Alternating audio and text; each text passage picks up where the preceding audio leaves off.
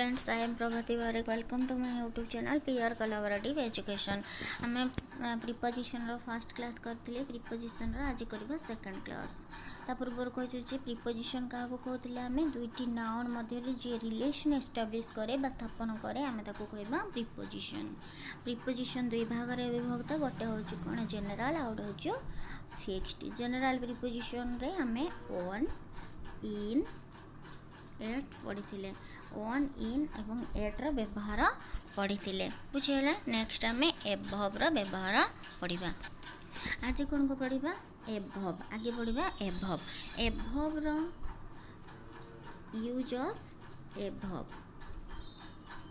एभव्र प्रयोग संख्यारु अधिक बुझाइले करा जाए, संख्यारु अधिक बुझाइले करा जाए। देख his income is above 40,000 per month.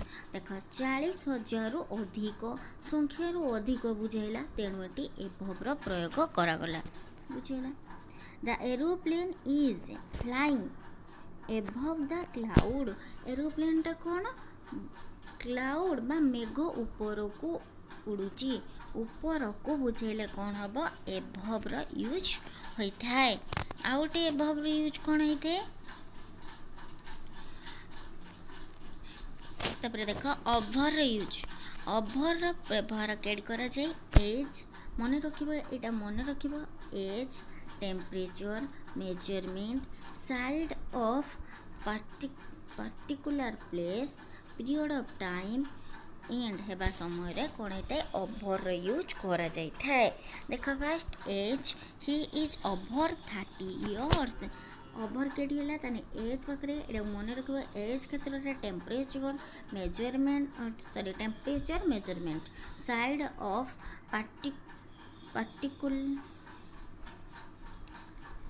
Particular place, एटा स्पेलिंग भूल अछि, particular place, period of time रो एंड रे कौन हम आमर ओभर व्यवहार करा जाए। ही इज देख एज पूर्व 30 इयर्स, तेणु ये ओभर यूज है। The temperature is over 30 degree Celsius, temperature measurement पाखे ओभर यूज है। There is an umbrella over his head. Umbrella कौन अच्छी मुंड उपर अच्छी, अम्ब्रेला कौन अच्छी मुंड उपर अच्छी, तेणु ओभर यूज है। It is cold over here. ये देख पाख आख माने साइड, जदि साइड आम चतुर्पार्श्व कथा देउथुव तेणु ओभर यूज करा जाए। It is cold over here. चारिआडे बा आम पाख आखरे कौन ठंडा अनुभव हेउछि, तेणु एठी हला over use. Please spread the cloth over the table.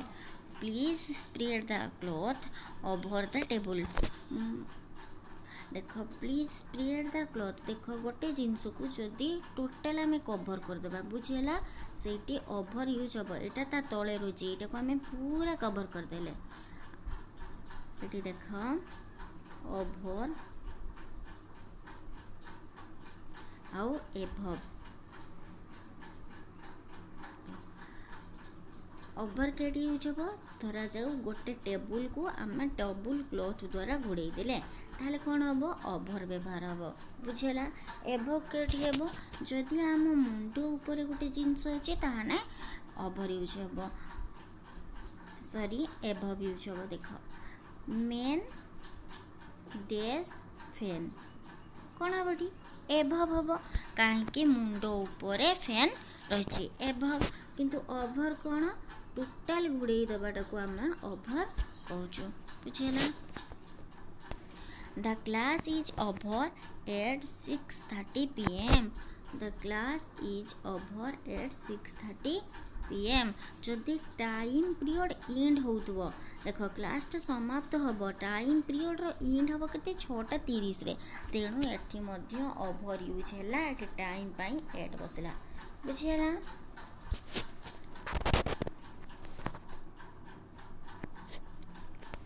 Over is use with the sense of more than need. आवश्यकता ठारू अधिक पाइले मध्य कौन हुए ओभर यूज होता है। आवश्यकता ठारू अधिक ग्रहण कले मध्य सेटा को आमे ओभर यूज करि थाउ। देख over eating, over drinking, over crowd, ଅଧିକା ଖାଇଦେଲେ କ'ଣ କୁହାଯିବ? Over eating. ଅଧିକା ପିଇଦେଲେ ଓଭର ଡ୍ରିଙ୍କିଂ। ଓଭର କ୍ରାଉଡ଼ ମାନେ ବହୁତ ଜନଗହଳି, ଯେତିକି ଆବଶ୍ୟକ ତାଠୁ ଅଧିକ ହେଲେ ମଧ୍ୟ ଓଭର ୟୁଜ୍ ହୋଇଥାଏ।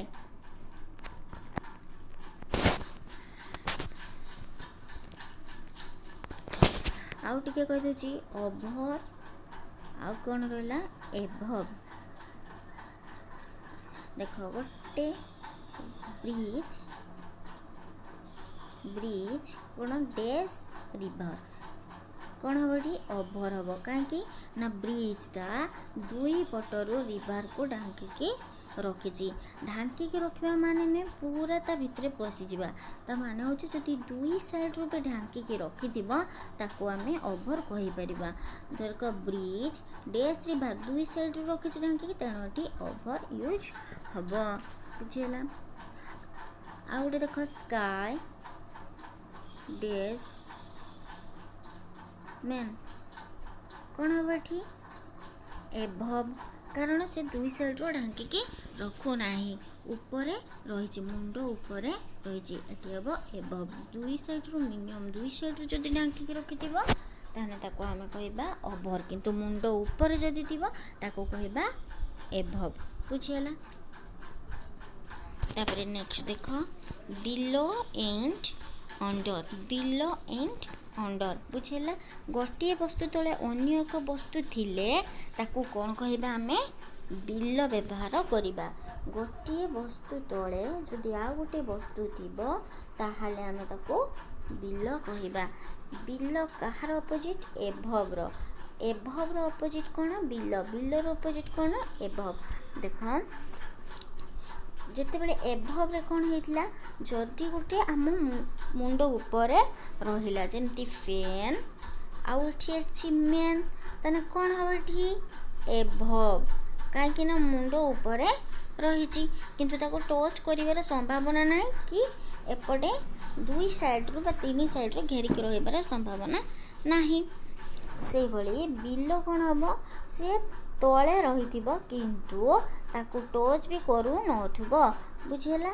କି ତାର ଦୁଇ ସାଇଡ଼୍ରେ ତାକୁ ଘେରିକି ରହି ନଥିବେ, ଦୁଇ ସାଇଡ଼୍ରେ ଘେରିକି ରହି ନଥିବେ, ସେଇଠି ହେବ ବିଲୋ। ସେଠି କ'ଣ ୟୁଜ୍ କରାଯିବ? ବିଲୋ ୟୁଜ୍ କରାଯିବ। ଦେଖ there are below the poverty line. There are below the poverty line.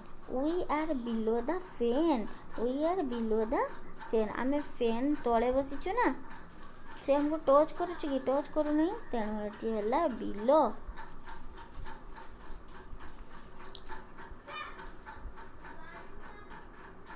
ତାପରେ ଦେଖ ଅଣ୍ଡର। ଅଣ୍ଡର କେମିତି ହେବ? ଗୋଟିଏ ବସ୍ତୁ ତଳେ ଅନ୍ୟ ଏକ ବସ୍ତୁ ଥିବ ମାତ୍ର ଦୁଇଟି ଦିଗରୁ, ମିନିମମ୍ ଦୁଇଟି ଦିଗରୁ, ଏଇଟା ମିନିମମ୍ ତିନିଟି ଦିଗରୁ ବି ଢାଙ୍କି ହେଇକି ରହିପାରେ। ଓଭର ଅପୋଜିଟ୍ କ'ଣ? ଅଣ୍ଡର। ଓଭର ଅପୋଜିଟ୍ ହେଉଛି ଅଣ୍ଡର। ମୁଁ ଓଭରରେ କ'ଣ କହିଥିଲି? ଓଭରରେ କହିଥିଲି ଯେମିତି ବ୍ରିଜ ଆଉ ରିଭର। ବ୍ରିଜ ଡ୍ୟାସ୍ ରିଭର, କ'ଣ ହେବ ଏଠି? ଓଭର, କାରଣ ରିଭରଟାକୁ ଦୁଇ ପାଟରୁ ବ୍ରିଜଟା ଢାଙ୍କିକି ରଖିଛି। ସେଇଭଳି ଅଣ୍ଡର କ'ଣ ହେଉଛି ତାହେଲେ? ଓଭର ଅପୋଜିଟ୍ ହେଉଛି under. The cat is sleeping under the chair. କାହିଁକି ନା ଚେୟାର କ'ଣ ରହିଛି? ଏଠି ଚେୟାର, ତାର ଗୋଡ଼ ରହିଛି, ତା ମଧ୍ୟରେ ଶୋଇଛି ବିଲେଇ, ତେଣୁ ଏଠି ହେଲା ଅଣ୍ଡର।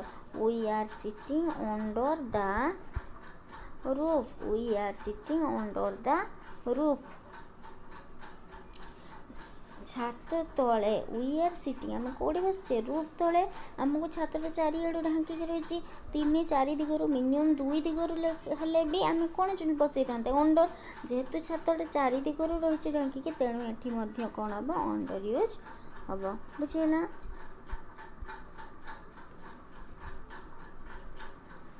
ତାପରେ ଦେଖ use off down and up. କ'ଣ କରିବା ୟୁଜ୍? Down and up. କୌଣସି ବ୍ୟକ୍ତି ଉପରୁ ତଳକୁ ଆସିବ, ଉପରୁ ତଳକୁ ଆସିବ। କୌଣସି ବ୍ୟକ୍ତି ଯଦି ଉପରୁ ତଳକୁ ଆସୁଛି ତାହେଲେ ହେବ ଡାଉନ୍।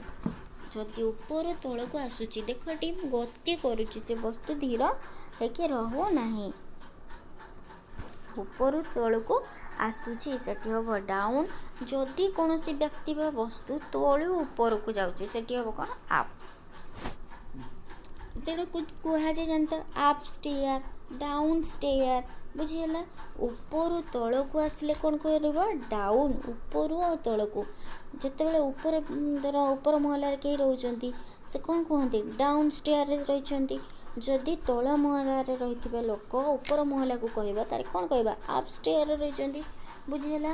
ଯଦି କୌଣସି ବ୍ୟକ୍ତି ବା ବସ୍ତୁ ଉପରୁ ତଳକୁ ଆସିବ ତାହେଲେ ଡାଉନ୍ ୟୁଜ୍ ହେବ। ଯଦି କୌଣସି ବ୍ୟକ୍ତି ବା ବସ୍ତୁ ତଳୁ ଉପରକୁ ଯିବ, ତଳୁ ଉପରକୁ, ତାହେଲେ ଆପ୍ ୟୁଜ୍ ହେବ। ଦେଖ ଉଦାହରଣ ଦେଖ, I went down the hill, I went down the hill। I went down ମାନେ କ'ଣ ଉପରୁ ତଳକୁ ଆସୁଛି, ସିଏ ଡାଉନ୍ ହେଉଛୁ, ଧୀରେ ଧୀରେ ତଳକୁ ଆସୁଛି, ତେଣୁ ଡାଉନ୍ ହେଲା। I went up the hill, I went up the hill ମାନେ କ'ଣ ମୁଁ ଉପରକୁ ଚଢ଼ି ଚଢ଼ି ଯାଉଛି। ବୁଝିହେଲା? ଆପ୍ ଆଣ୍ଡ ଡାଉନ୍ର ୟୁଜ୍। ଉପରୁ ତଳକୁ ଆସିଲେ ଡାଉନ୍, ଯଦି ତଳୁ ଉପରକୁ ଯିବ ଆପ୍। ଯେହେତୁ ମୁଁ ଏଠି ଲେଖିଲି I went down the hill, ତାମାନେ ମୁଁ ତଳକୁ ଆସୁଛି, ପାହାଡ଼ ଉପରେ ଥିଲି, ତଳକୁ ତଳକୁ ଆସୁଛି, ଡାଉନ୍ କରୁଛି। କିନ୍ତୁ ଯେତେବେଳେ ଆପ୍ ଲେଖିଲି ତାମାନେ ମୋ ପାହାଡ଼ ଚଢ଼ୁଛି। He fell down the earth, ସେ ଛିଡ଼ା ହେଇଥିଲା ଭୂମି ଉପରେ ପଡ଼ିଗଲା, ତେଣୁ ଉପରୁ ତଳକୁ ଆସିଲା, ତେଣୁ ଡାଉନ୍ ୟୁଜ୍ ହେଲା। ବୁଝିହେଲା? ତାପରେ ୟୁଜ୍ ଅଫ୍ ଆପନ୍, କ'ଣ ଅଫ୍ ଅନ୍, ଆପ୍ ଅନ୍ ବା ଆପୁନ୍ ପଡ଼ିଦେବ ଆପ୍ ଅନ୍। କୌଣସି ବସ୍ତୁ ଡିଆଁ ମାରି ଅନ୍ୟ ବସ୍ତୁ ଉପରେ ବସିଲେ ଆପ୍ ଅନ୍। ଆପ୍ କେତେବେଳେ ହୁଏ? ଯେତେବେଳେ ଆପ୍ ହୁଏ କ'ଣ ଆମେ ତଳୁ ଉପରକୁ ଉଠିବାକୁ ଆପ୍, ଅନ୍ କ'ଣ ବସି ପଡ଼ିବା, ଅନ୍ ଟଚ୍ କରିବା ତାକୁ, ଅନ୍ ଭଲକି ବୁଝ। ଆପ୍ ହେଲା କ'ଣ ଯେତେବେଳେ ଆମ ତଳୁ ଉପରକୁ ଉଠିବା ସେଇଟା ହେଉଛି ଆପ୍। ତାପରେ ବସି ପଡ଼ିବା, ଗୋଟେ ଜିନିଷ ଉପରେ ବସି ପଡ଼ିବା, ତା ସହିତ ଟଚ୍ କରିଯିବା, ଅନ୍। ତେଣୁ ଆପନ୍। ଆପନ୍ର ଗୋଟେ ଉଦାହରଣ ରହିଛି ଦେଖ, ଏ ଡଗ୍ ଜମ୍ପଡ୍ ଆପନ୍ ଦ ଟେବୁଲ୍। ଡଗ୍ ଜମ୍ପଡ୍, ଦେଖ ତଳେ ଥିଲା ଡଗ୍ଟା, ଟେବୁଲ୍କୁ କ'ଣ ମାରିଲା ଚିଲା ମାରିଲା, ଅନ୍ ହେଲା, ବସି ପଡ଼ିଲା ଟେବୁଲ୍ ଉପରେ, ତେଣୁ ଆପ୍ ଅନ୍ ୟୁଜ୍ ହେଲା। ଦ ଟାଇଗର୍ ଜମ୍ପଡ୍ ଆପନ୍ ଦ ଡିଅର୍। ଦ ଟାଇଗର୍ ତଳେ ଥିଲା, ଜମ୍ପ କଲା କାହା ଉପରକୁ ଡିଅର୍ ଉପରକୁ, ତା ଉପରେ ମାଡ଼ି ବସେଇଲା ବା ବସି ପଡ଼ିଲା, ତେଣୁ ଆପ୍ ଅନ୍। ବୁଝିହେଲା? ୟୁଜ୍ ଅଫ୍ ଇଣ୍ଟୁ, କ'ଣ ଇଣ୍ଟୁର ବ୍ୟବହାର କେଉଁଠି କରାଯାଏ? ଯେତେବେଳେ ମୋସନ୍ ବା ଗତି ଥିବ ଆଉ ଫେସ୍ ଚେଞ୍ଜ ହେଉଥିବ ସେତେବେଳେ ଇଣ୍ଟୁ ଲାଗିବ। ଭଲକି ମନେ ରଖ, ଗତି ସହ ଯେତେବେଳେ ଫିଗର ଚେଞ୍ଜ ହେଉଛୁ ସେତେବେଳେ ଇଣ୍ଟୁ ବସିବ। ମନେ ରହିଲା? ଗତି କରୁଥିବା ସହିତ ଯେତେବେଳେ ଆମର ଫିଗର ଚେଞ୍ଜ ହେବ କ'ଣ ହେବ ଇଣ୍ଟୁ। ଦେଖ ଗୋଟେ ଉଦାହରଣ ଦେଉଛି, ଦେଖ water change into ice, water change into ice. ତୁମେ ଜାଣିପାରୁନ ଗତି କରୁଛୁ ନା ନାହିଁ କିଛି ଜାଣିପାରୁନ, କିନ୍ତୁ ସେ ଗତି କରୁଛୁ, ଧୀରେ ଧୀରେ ଧୀରେ ଧୀରେ ପାଣିଟା କ'ଣ ହେଉଛି ବରଫ ହେଇଯାଉଛି। ତେଣୁ ଯେ ଧୀରେ ଧୀରେ ବରଫ ହେଉଛି ସେଇଟା ହେଉଛି ତେଣୁ ମୋସନ୍। ପୁଣି ତା ଫେସ୍ ଚେଞ୍ଜ ହେଇଗଲା, ଜଳ କ'ଣ ଥିଲା ତରଳ ଅବସ୍ଥାରେ, ଆଇସ୍ କଠିନ ଅବସ୍ଥାକୁ ପଡ଼ିଲା, ତେଣୁ ଏଠି ଇଣ୍ଟୁ। ଗୋଟେ ମୋସନ୍ ଗତି ସହିତ ଯେତେବେଳେ ସେ କ'ଣ କରୁଛି ନିଜକୁ ପରିବର୍ତ୍ତନ କରୁଛି, ତା ଫେସ୍କୁ ଚେଞ୍ଜ କରୁଛି, ସେତେବେଳେ ତାକୁ into use. Milk change into ଦହି, ମିଲ୍କ କ୍ଷୀର କ'ଣ ହେଉଛି ଚେଞ୍ଜ ହେଉଛି ଦହିରେ ହେଉଛି, ବା ଘିଅ ବି ଲେଖିବାର ଏଠି। ବୁଝିହେଲା? ଏଇଟା ତରଳରୁ କ'ଣ ହେଇଯାଉଛି ଅର୍ଦ୍ଧ ତରଳ ହେଇଯାଉଛି ଘିଅଟା। ବୁଝିହେଲା? ବା ଘି ଲେଖିଦେବ। He came into my room, he came into ଏଠି ମାଇ ରୁମ୍ ଲେଖନି, ଏଠି ଲେଖିଦିଅ classroom. He came into the classroom। ଦେଖ into the classroom ଯେତେବେଳେ ଏଠି ମାଇ ଲେଖନି, ଏଠି ଲେଖ he came into the classroom। into the classroom ଧରାଯାଉ ମୁଁ ରାସ୍ତାରେ ଆସୁଛି, କ'ଣ କରିବି ମୋର ଡେଇଁ ଡେଇଁ ଆସିପାରେ କିମ୍ବା ନାଚି ନାଚି ଆସିପାରେ, କିନ୍ତୁ ଯେତେବେଳେ କ୍ଲାସରୁମ୍ରେ ପଶିବି ସେଇଭଳିଆ ବସିବି କି ବସିବିନି ନା। ତେଣୁ ଗତି ତ ମୁଁ କରୁଥିଲି କିନ୍ତୁ ମୋର କ'ଣ ଚେଞ୍ଜ ଆସିଲା, कौन चेंज आसला मु जो नाची नाची आसुली से कौन कली पूरा मुहटा तौक पोतीदेली तापर आसली तेणु ये इंटू बसला